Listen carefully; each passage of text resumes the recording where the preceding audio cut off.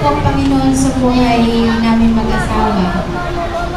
Dahil tunay na totoo, buhay at tagil ang ating Panginoon. Yes. Yes to God. Dito pong nakaraang buwan, nawalan po ng trabaho ang asawa ko. Pero purihin ng Panginoon, isang buwan lang, nawala siyang trabaho.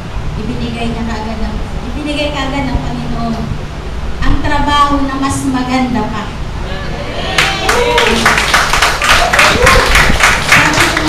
Sabi ko nga po sa aking sarili, hindi kami karapat-dapat na tugunin. Kasi hindi naman kami perfecto. Hindi naman kami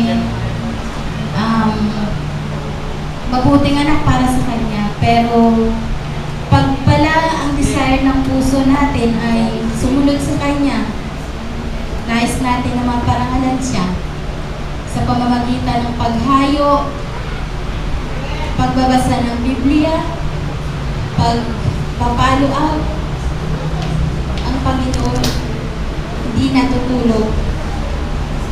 Ang Panginoon hindi bingi para hindi marinig ang ating mga panalangin, ang ating mga hinihingi sa Kanya. Kung tayo ay totoong sumusunod sa Kanya. Sabi nga, lagi kong sinasabi, total surrender, sold out, no reservation for God.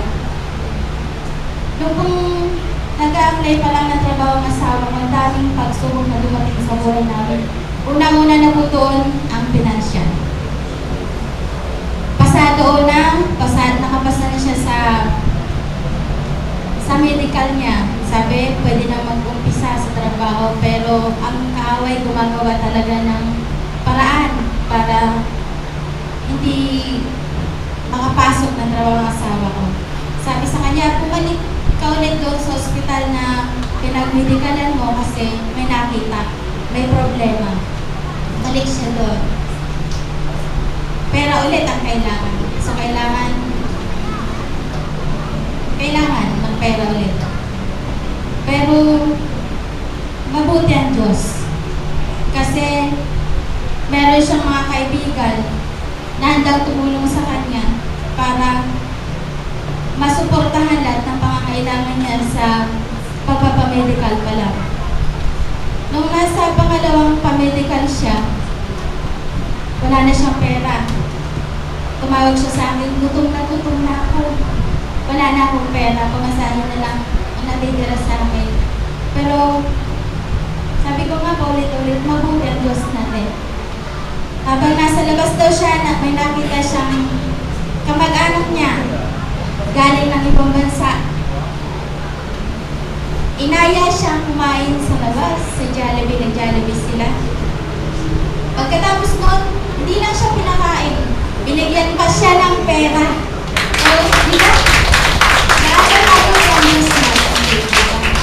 Kaya, ang lahat ng papuri talaga para sa Panginoon lamang. Ngayon po, nasa isang linggo pa lang siyang o-observe. Pero sabi niya sa akin kahapon, baka next week makapag-apprentice na siya. Makakapag-umpisa na siya. At driver na siya dito. So, maraming salamat po dahil sabi nga yung totoong pagsunod pala natin, yung pagpapagamit natin sa Panginoon, hindi nawawala ng saysay. Hindi na babaliwala sa Panginoon. Sabi nga, lahat ng salita niya, lahat ng pangako niya ay hindi bumabalik sa Kanya nang walang kaganapan.